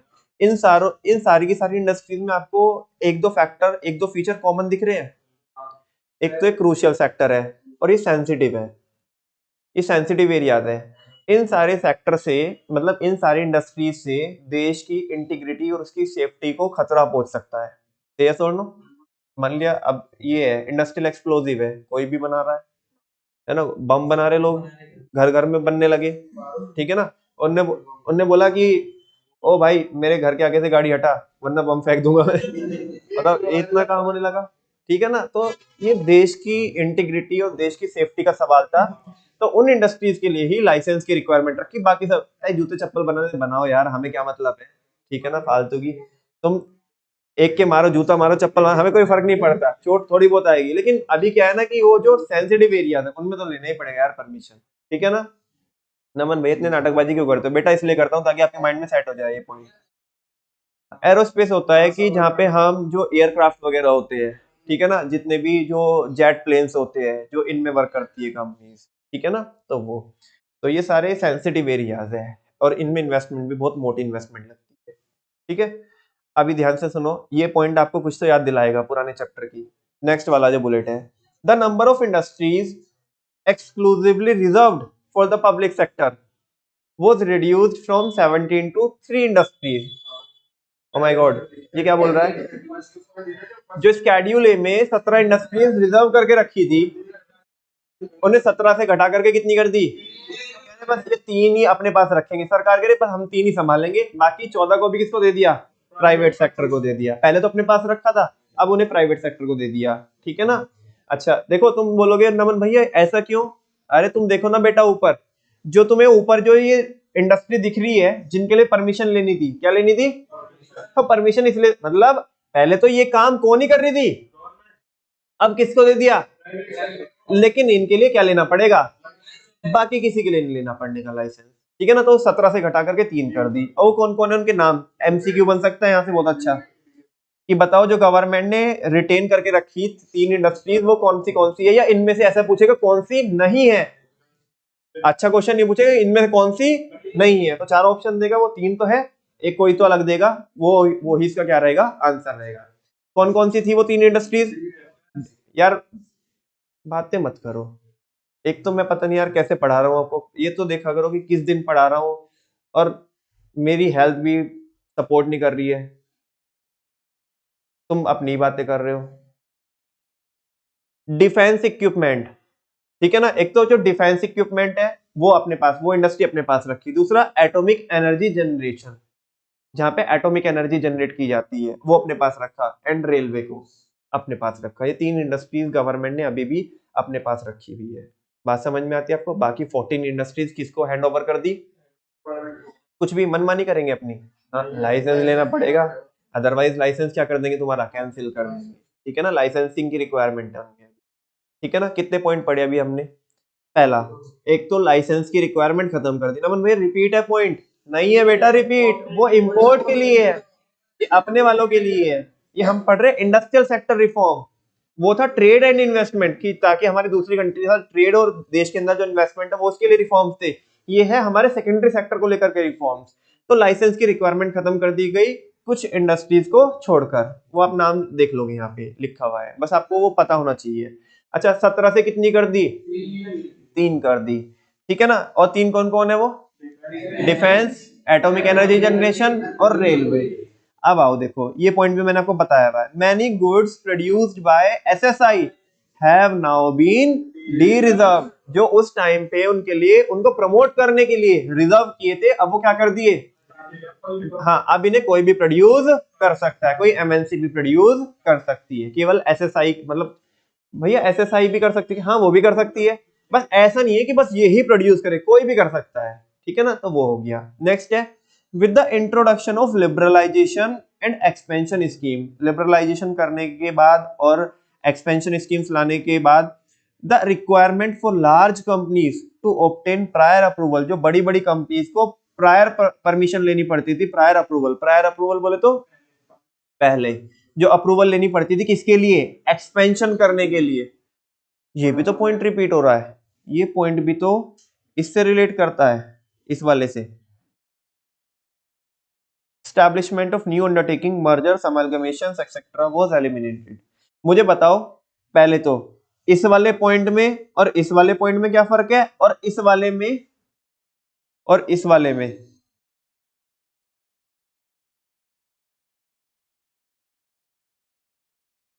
मैं फर्क आपको समझा ही चुका हूं।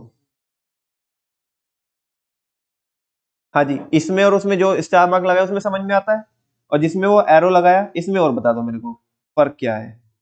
ये तो भैया नमन भैया फिर रिपीट हो गया यार पॉइंट, हम तो ऐसे कंफ्यूज हो जाएंगे, नहीं होंगे बेटा कंफ्यूज।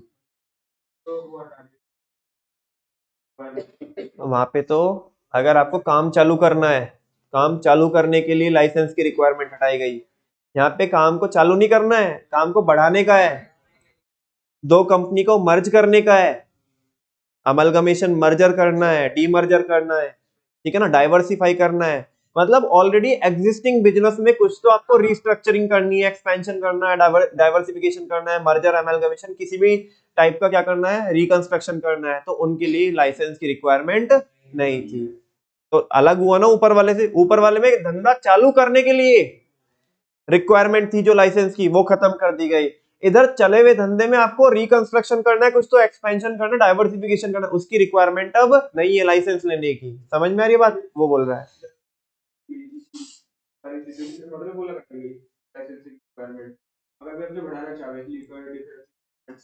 हाँ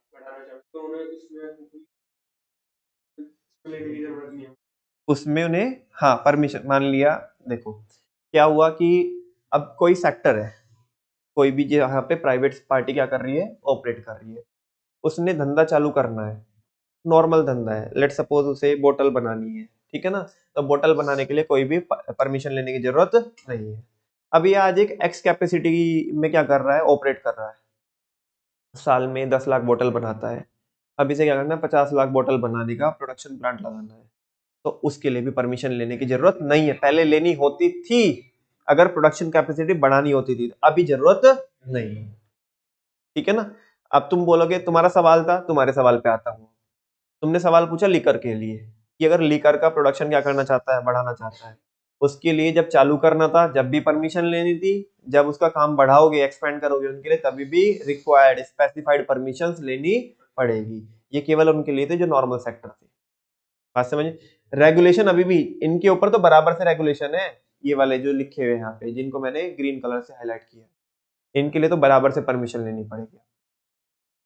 With the introduction of liberalization and expansion schemes, the requirement for large companies, जो बड़ी कंपनीज थी उनके लिए जो रिक्वायरमेंट थी प्रायर अप्रूवल की, क्या करने के लिए, एक्सपेंशन करने के लिए, एस्टैब्लिशमेंट ऑफ न्यू अंडरटेकिंग्स, एक तो अंडरटेकिंग चली रही है, दूसरी अंडरटेकिंग चलाने के लिए, मर्जर करने के लिए, अमलगमेशन करने के लिए एक्सेट्रा वाज एलिमिनेटेड। इन सब की रिक्वायरमेंट को हटा दिया गया। नेक्स्ट है permission was no longer required from the government, government से परमिशन लेने की जरूरत नहीं है आपको to enter into an international agreement for the import of technology. Technology को अगर इंपोर्ट करना है, ध्यान से सुनना, ये अलग पॉइंट है। टेक्नोलॉजी को अगर क्या करना है, इंपोर्ट करना है, अपने बिजनेस के अंदर आपको टेक्नोलॉजी इंप्लीमेंट करनी है और वो बाहर देश से लेके आनी है, तो उसके लिए भी आपको क्या नहीं करने का है, आपको इंटरनेशनल एग्रीमेंट में नहीं आने का है। मतलब आपको अब वो उसमें भी परमिशन लेने की जरूरत नहीं है। इसमें कितने पॉइंट है, 5, 2 4 4 5, 2 4 4 5। फॉरेन ट्रेड, बोलो ना, फॉरेन ट्रेड, फॉरेन ट्रेड। एक बार इसके, अभी मैं आ रहा हूं वापस से इस पे, एक बार बुलवाऊंगा आपको 5 पॉइंट, एक बार इसके दिखा देता हूं आपको कितने पॉइंट है। वो बोल रहा है कि टैक्स रिफॉर्म्स की वगैरह वगैरह, शुरू में तो इसने बातें इधर उधर की बताई। ये आ जाओ देखो बच्चों, यहाँ पे देख लो एक बार इसने क्या किया। एक तो टैक्सेशन के जो रेट्स है वो क्या किए, कम किए। और यहाँ पे इनडायरेक्ट टैक्सेशन में बहुत मेजर रिफॉर्म्स किए। ऊपर ऊपर से बता रहा हूँ, कुछ नहीं, ज्यादा दिमाग नहीं लगाने का, बस पॉइंट गिना रहा हूँ अभी, ठीक है ना, पढ़ाऊंगा, प्रॉपर पढ़ाऊंगा अभी। और क्या किया उन्होंने, एनकरेज किया जो कंप्लायंसेस थे, वो कंप्लायंसेस के जो प्रोसीजर थे उनको इजी किया, और एक हेल्दी एनवायरनमेंट क्रिएट करने की कोशिश की। उसको एक बेटर कंप्लायंस का एक एम्बियंस बन सके, एनवायरनमेंट बन सके, उसको उन्होंने क्या किया, एनकरेज किया। 3 पॉइंट इधर है ना। तो अभी हम क्या बोलते हैं, 2 4 4, है ना। मैं बोलता रहूंगा और आप थोड़े स्पीड बढ़ाते रहेंगे। 2 4 4, 2 4 4, 2 4 4, 2 4 4। Foreign trade, foreign trade, foreign trade, foreign trade, 2 4 4, 2 4 4 हो जाएंगे सारे पॉइंट। अभी मैं करा के भेजूंगा आपको, ठीक है ना। वापस से आते बच्चों, पहले इसके 5 पॉइंट देखते। 2 4 4 तो देख चुके, 5 पॉइंट जी। पहला, हाँ जी, आएगा इंडस्ट्रियल सेक्टर रिफॉर्म्स का पहला, लाइसेंस की जो रिक्वायरमेंट थी वो खत्म कर दी कुछ इंडस्ट्रीज को छोड़कर, एक बात। दूसरी बात, 17 से 3, ऐसे बोलेंगे, ऐसे ही मन में याद रखिए, 17 से 3, ठीक है। तीसरी, एसएसआई के लिए जो प्रोडक्ट रिजर्व करे थे वो डी रिजर्व कर दिए, ठीक है ना, 3 बात। चौथी बात, हाँ जी, अब परमिशन की जरूरत नहीं थी क्या करने के लिए, एक्सपेंशन, मर्जर, डी मर्जर, ठीक है ना, डाइवर्सिफिकेशन करने के लिए, अमलगमेशन करने के लिए, न्यू अंडरटेकिंग चालू करने के लिए कोई परमिशन। न्यू अंडरटेकिंग मतलब अगर ऑलरेडी तुमने चालू करके रखी है तो एक और नई चालू करनी है तो नहीं जरूरत थी, ठीक है ना। तो इन सब के लिए लाइसेंस की रिक्वायरमेंट, लाइसेंस वाले में कंफ्यूज मत होना, क्योंकि लाइसेंस की रिक्वायरमेंट डिफरेंट डिफरेंट पॉइंट पे चल रही है, ठीक है ना। कहीं इंपोर्ट करने के लिए, कहीं होम ट्रेडर के लिए, कहीं किसके लिए लाइसेंस की बात कर रहे हैं, वो टेक्नोलॉजी के इंपोर्ट की बात, उसके लाइसेंस की बात कर रहे हैं। तो ये सारे पॉइंट अलग है। लास्ट वही है जो मैंने अभी बोला लास्ट में, क्या, टेक्नोलॉजी को अगर आपको इंपोर्ट करना है तो उसके लिए आपको इंटरनेशनल एग्रीमेंट करने की कोई भी जरूरत नहीं, यानी कि परमिशन ही नहीं लेनी है, सिंपल। 5 पॉइंट हो गए, 2 4 4 5 3, और वो 3 पॉइंट अब देखते हैं, ठीक है ना। चलो जी, ये तो हो गया ना बच्चों। नेक्स्ट है बच्चों, अब है फाइनली टैक्स रिफॉर्म्स। कौन से रिफॉर्म्स, मुझे बताओ कितने सेक्टर में रिफॉर्म्स करे। लिबरलाइजेशन जो किया वो 5 सेक्टर में किया। कौन कौन, फॉरेन ट्रेड, फिट है बॉस, फॉरेन बोले तो फॉरेन एक्सचेंज रिफॉर्म्स या एक्सटर्नल रिफॉर्म्स उन्हें बोल सकते हो। Foreign trade, trade and investment policy reforms, ठीक है ना। फॉरेन ट्रेड, फिट है boss. F for financial sector reforms, I for industrial sector reforms या industrial policy reforms, and T for tax reforms या जिन्हें फिस्कल रिफॉर्म्स भी आप बोल सकते हो। सारे बच्चों को पता है tax reforms refer to reforms in taxation. बहुत भारी बात बोली है इसने। टैक्स रिफॉर्म्स किस में होते हैं reforms?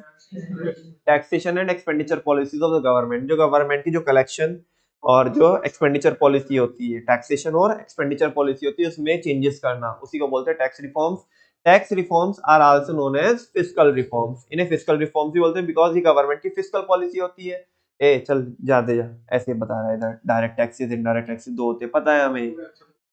The major tax reforms made are, first क्या है? Since 1991 there has been a continuous reduction in income and corporate tax as high tax rate were an important reason for tax evasion.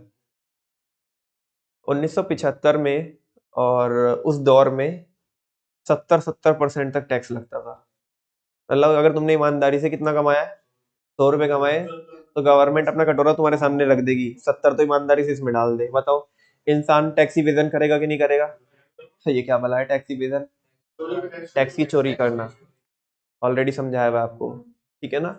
Tax evasion करेगा कि नहीं करेगा? और आज भी कौन सा कम लगता है टैक्स? 50-50% तक कंपनीज पे गवर्नमेंट क्या करती है? इनकम टैक्स चार्ज करती है। 30% तो फ्लैट लगता है, उसके ऊपर लगता है सरचार्ज, ठीक है ना। अगर आपकी जो इनकम है, किसी भी कंपनी की अगर क्या है इनकम है, वो 10 करोड़ से ज्यादा है, 1 करोड़ से ज्यादा है, तो डिफरेंट डिफरेंट रेट से वो डिपेंड करता है कि फॉरेन कंपनी है कि इंडियन कंपनी है, डोमेस्टिक कंपनी है, अलग अलग रेट है। 2%, 5%, 7%, 12% क्या लगता है? उस रेट से सरचार्ज लगता है। और बाकी जो जिंदगी में कमी रह जाती है वो सेस पूरी कर देता है। टैक्स के ऊपर और सरचार्ज के ऊपर क्या लगता है? सेस लगता है। बात समझ में आ रही है? तो इसका जो इफेक्टिव रेट बन के आता है ना बच्चों, 45% तक जाता है। कितना जाता है? 45% तक। तो 45 to 50% तक। और तुम्हारी देरी हो गई, तुमने एडवांस टैक्स जमा नहीं करवाया, टीडीएस नहीं काटा, टीसीएस नहीं काटा, तो पेनल्टी प्लस उसका इंटरेस्ट। तो ईमानदारी से मतलब आज भी ऐसा है कि 50 से 55% तक, अगर तुम्हारे से थोड़ी भी गलती हो गई, इज्जत के साथ तो 45% तक, और थोड़ी सी गलती हो गई तो 50 से 55% तक आपको क्या देना पड़ता है? टैक्स देना पड़ता है। लेकिन कह रहे हैं कि चलो कुछ तो अच्छा हुआ है कि पहले तो 70-70, 80-80% टैक्स देना होता था। मतलब इंसान कमा रहा है 100 रुपए, तो बताओ कितना जोर पड़ेगा उस पर। ले गवर्नमेंट कह रही है ले 80 रुपए इसमें डाल दे और अपने बीवी बच्चों को संभाल ले 20 रुपए में जा करके, है ना। तो उन्हें भी तू ही ले जाना, फिर 80 रुपए के साथ साथ उन्हें भी तू ही ले जा, मैं क्या करूंगा 20 रुपए में, तो मेरे काम चलेगा, ठीक है ना। तो कह रहे हैं सिंस 1991 से कॉन्टिन्यूस क्या हुआ है? इनकम और कॉर्पोरेट टैक्स में क्या हुआ है? रिडक्शन हुआ है। गवर्नमेंट ने क्या किया? रेट कम किए। और ऐसी बात नहीं है बच्चों, यहाँ पे मैं गवर्नमेंट को अप्रिशिएट भी करना चाहूंगा। और अभी इन्होंने पिछले उसमें बजट में कुछ सेक्शन लेके आया, नए नए सेक्शंस लेके आया कि section 115 B A C, B A D, जहाँ पे रेट इन्होंने 15% और 22%, है ना। और इवन जो उस पे लगता है, इंडिविजुअल पे लगता है, वो सेक्शन 115 BAC लगता है ना। तो उस पे उन्होंने क्या किया? 7 लाख तक की इनकम को क्या किया? एग्जाम्प्ट किया है। हालांकि इसकी बहुत सारी टर्म्स एंड कंडीशन है कि आपको बहुत सारी, जैसे हम बात करते थे चैप्टर 6A की डिडक्शन होती है, यानी कि वो जो हम पढ़ते थे ना वहाँ पे कि आपने पीपीएफ में इन्वेस्ट किया है, आपने हेल्थ लाइफ पॉलिसी ली है कोई, तो है ना, या बच्चों के एजुकेशन के हमने एग्जाम्पल, उसकी जो फीस में जो पैसा दिया है, वो जो सारे एग्जाम्पल डिस्कस करे थे वो आपको छोड़ने होंगे, है ना। तो इस तरह की बहुत सारी चीजें थी, पहले भी डिस्कस किया था मैंने आपको जब उधर टाइम पे पढ़ा रहा था, ठीक है ना। तो उनके अपने फायदे नुकसान है। तो गवर्नमेंट ने कोऑपरेटिव सोसाइटीज के भी रेट क्या किए? कम किए, ठीक है ना। वो बोल रहे कि अब तुम फ्लैट 15% उसके लिए, लेकिन लिमिट है बहुत सारी कि आपकी जो आपको कंडीशन फुलफिल करनी पड़ेगी। आपने एक नई कंपनी बनाई हो और वो भी 1/10/19 के बाद बनाई हो, 1 अक्टूबर 2019 के बाद या तो वो उस डेट पे या उसके बाद आपने स्टैब्लिश की हो, है ना। ऐसा ना किया हो कि पुरानी कोई तोड़ मरोड़ करके फिर उसे नई बना दिए, उसको रिकंस्ट्रक्ट करके, वैसा नहीं है, बिल्कुल ऑल टुगेदर डिफरेंट। उसके लिए बहुत सारी लिमिट है, ठीक है ना। तो कह रहे हैं कि गवर्नमेंट ने टैक्स रिफॉर्म्स किए हैं, है ना, over the period of time taxes के रेट घटाए हैं, इनकम टैक्स के रेट घटाए हैं, कॉर्पोरेट टैक्स के रेट घटाए हैं। भैया दोनों में क्या डिफरेंस होता है? दोनों में सिमिलरिटी है कि दोनों डायरेक्ट टैक्स है, दोनों में डिफरेंस ये है कि जो कॉर्पोरेट टैक्स लगता है वो कंपनीज पर लगता है, बाकी इनकम टैक्स पे लगता है इंडिविजुअल पे लगता है, ठीक है ना, नॉर्मली बस ये है कि कॉर्पोरेट टैक्स कंपनीज के ऊपर लगता है, ठीक है। तो क्योंकि पहले रेट बहुत ज्यादा थे तो लोग क्या करते थे, टैक्स की चोरी करते थे। It is now widely accepted that, अब ये क्या कर लिया गया बच्चों, एक्सेप्ट कर लिया गया, क्या एक्सेप्ट कर लिया गया कि moderate rate of income tax encourage savings and voluntary disclosure of income, कि अगर हम मॉडरेट क्या रखेंगे, टैक्स रेट रखेंगे, नॉर्मल रखेंगे, तो लोग क्या करेंगे, एक तो लोग पैसा भी सेव कर पाएंगे और साथ में वॉलंटरी क्या करेंगे, अपनी मर्जी से ही इनकम को डिस्क्लोज करेंगे, ना कि अपनी इनकम छिपाएंगे। बात समझ में आ रही है? तो एक बात है, कुल मिला के इतनी बड़ी कहानी सुनाने का मकसद, मतलब इसमें अगर तुम दो शब्दों में कहोगे तो क्या कहोगे, over the period of time tax rate क्या किए गए, कम किए गए। और भी कम करता हूं, टैक्सेशन के जो रेट्स है वो कम किए गए बस, ठीक है ना, कब से, और अब तक चली रही है 1991 से, जब से रिफॉर्म्स चालू हुए। एक बात ये, तो अभी तक तुम्हें कहीं पे भी ऐसा लगा कि मैंने इनडायरेक्ट टैक्स की बात करी? मैं किसकी बात कर रहा हूँ, डायरेक्ट टैक्स की बात कर रहा हूँ। दूसरे वाला बुलेट किसके लिए है, और तीसरे वाला दोनों के लिए है, ऊपर वाले दोनों के लिए, ठीक है ना, तो तुम्हारे लिए याद करना भी इजी रह जाएगा। कह रहे कि कंसिडरेबल रिफॉर्म्स करें। बच्चों बात ये नहीं है, मैं ये बिल्कुल भी नहीं कह रहा हूं कि आपको ये चीज अगर मैं नहीं पढ़ाऊंगा तो समझ में नहीं आएगी, समझ में आ जाएगी, सब बच्चों को समझ में आएगी, लेकिन बस आप रीडिंग करोगे उसकी, ठीक है ना। लेकिन जिस तरीके से हम यहाँ पे क्या कर रहे हैं, अपने माइंड में सेट कर रहे हैं, वो भी चीजें हमें एग्जामिनेशन के लिए जरूरी है ना। आप पढ़ोगे तो नॉर्मल चीजें लिखी हुई है, सारे बच्चों को समझ में, लेकिन बात ये है कि तुम्हारे माइंड में वो पढ़ने के बाद भी सेट है या नहीं है, कि ताकि अगर कोई तुम्हारे से पूछे तो तुम बता सको, और लिखने आए तो लिख सको, ठीक है ना। तो considerable reforms have been made in indirect taxes, कह रहे केवल डीटी में ही चेंजेस नहीं किए उन्होंने किसमें भी चेंजेस किए, आईडीटी में भी चेंजेस किए, to facilitate the exchange of goods and services, ताकि गुड्स एंड सर्विसेज का एक्सचेंज प्रॉपरली हो सके। सारे बच्चों को पता है कि जो इनडायरेक्ट टैक्स लगता है, आईडीटी लगता है, वो किस पे लगता है, गुड्स एंड सर्विसेज पे लगता है, इनकम पे लगता, गुड्स एंड सर्विसेज पे लगता है। अब आगे का तुम टैक्स देख रहे होंगे, ये किसकी उसमें बोला इन्होंने, किसके लिए बोला है, जीएसटी के लिए बोला है। किसके लिए बोला है? क्योंकि भाई मुझे बताओ, इनडायरेक्ट टैक्स में जीएसटी से बड़ा रिफॉर्म क्या होगा, कि सारे टैक्स को खत्म करके एक ही टैक्स लेके आए, जीएसटी लेके आए। इन 2016 वन मार्कर क्वेश्चन हो सकता है, हालांकि बहुत पिद्दी क्वेश्चन है। इन 2016 the Indian parliament passed a law, है ना, भारत सरकार ने पार्लियामेंट में एक कानून पास किया, और वो कानून कौन सा, the goods and services act 2016, ठीक है ना। इसमें अलग अलग एक्ट है, सीजीएसटी एक्ट अलग है, एसजीएसटी एक्ट अलग है, आईजीएसटी एक्ट अलग है, और यूटीजीएसटी अलग है, ठीक है ना। सारे बच्चों को पता है, पहले ही डिस्कस करके रखा है। नमन भैया यार तुम्हारा कुछ हिला ही नहीं है, और ठीक है ना, हाँ हमेशा बस ये बोलते रहते हो कि ये ऑलरेडी डिस्कस किया। तो किया है तो वो तो बताऊंगा ना, मैं झूठ कोई बोल रहा हूँ? अरे मैं तो, हाँ जी, तुम्हें पता है मैं पागल हूँ, अपने आप से बातें करता रहता हूँ। तुम तो कुछ भी नहीं कहते, तुम तो भाई गौ माता हो, तुम तो कुछ कहते ही नहीं, मैं तो अपने मन से कह रहा हूँ। हाँ जी, हाँ जी, तो कह रहे हैं कि टू सिंप्लीफाई, सुनो ना, तो भारत सरकार ने एक कानून पास किया, goods and services tax act 2016, और वो पिद्दी फालतू का लिखा हुआ है, कचरा लिखा हुआ है, ठीक है ना। वो अलग अलग एक्ट है, सीजीएसटी एक्ट अलग है, एसजीएसटी एक्ट अलग है, ठीक है ना। To simplify and introduce a unified indirect tax system in India, ताकि देश के अंदर जो इतने सारे टैक्सेशन हमने लगा के रखे हैं, कस्टम ड्यूटी लगा के रखी, कस्टम ड्यूटी को तो आज भी लगा रखा है खैर, कि एक्साइज ड्यूटी लगा के रखी है, वैट लगा के रखा था, सर्विस टैक्स लगा के रखा था, और सेंट्रल वो लगा के रखा था हमने, सीएसटी लगा के रखा था। तो इन सबको क्या किया, मर्ज करके एक ही टैक्स लेके आया और सिंप्लीफाई किया, ठीक है ना। To simplify and introduce a unified indirect tax system, ताकि एक, जैसे मोदी जी बोलते हैं कि वन नेशन वन टैक्स, ठीक है ना, तो वैसे लाया गया सिस्टम को।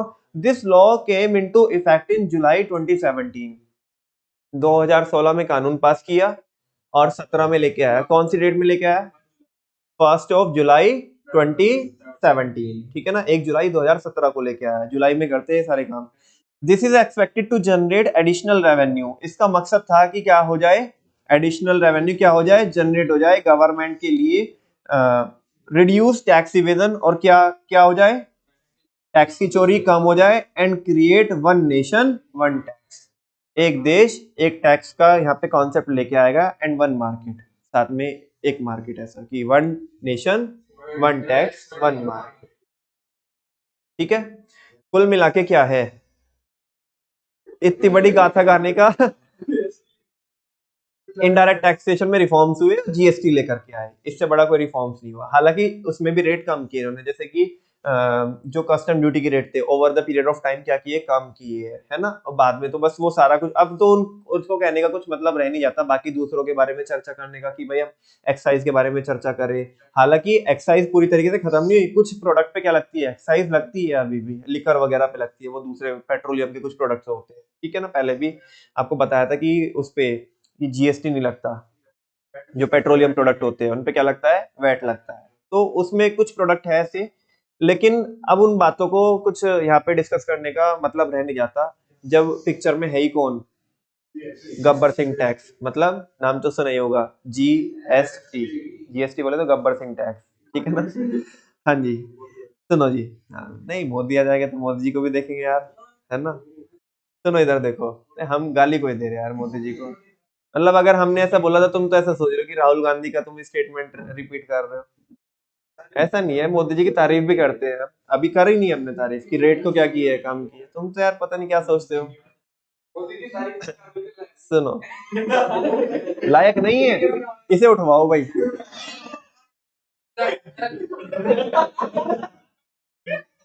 सुनो सुनो सुनो,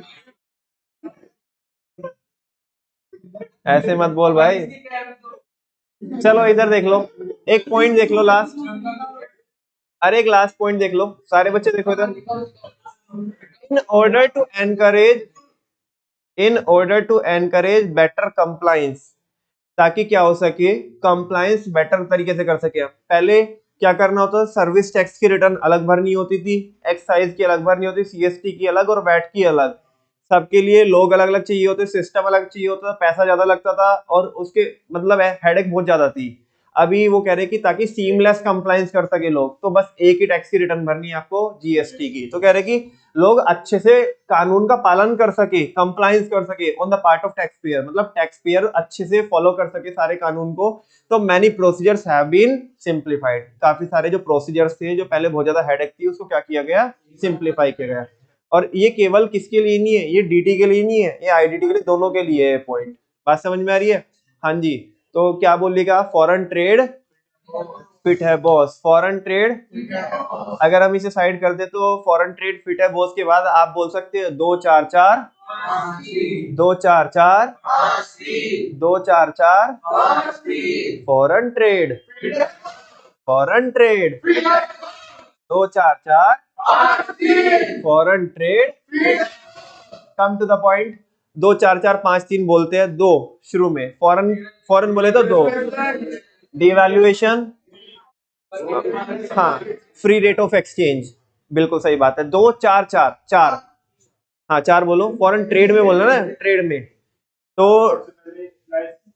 इंपोर्ट के लिए और एक्सपोर्ट के लिए क्वांटिटेटिव रेस्ट्रिक्शन हटा दी, एक बात, एक्सपोर्ट ड्यूटी क्या कर दी, हटा दी, और कम नहीं कर दी, हटाई दी, और इंपोर्ट ड्यूटी हायर रेट से लगाई, चार्ज करी, ठीक है ना। 3, एक पॉइंट और रह गया इसमें, हाँ जी, लाइसेंस की रिक्वायरमेंट किसके लिए, इंपोर्ट के लिए जो लाइसेंस की रिक्वायरमेंट थी वो हटा दी, ठीक है ना।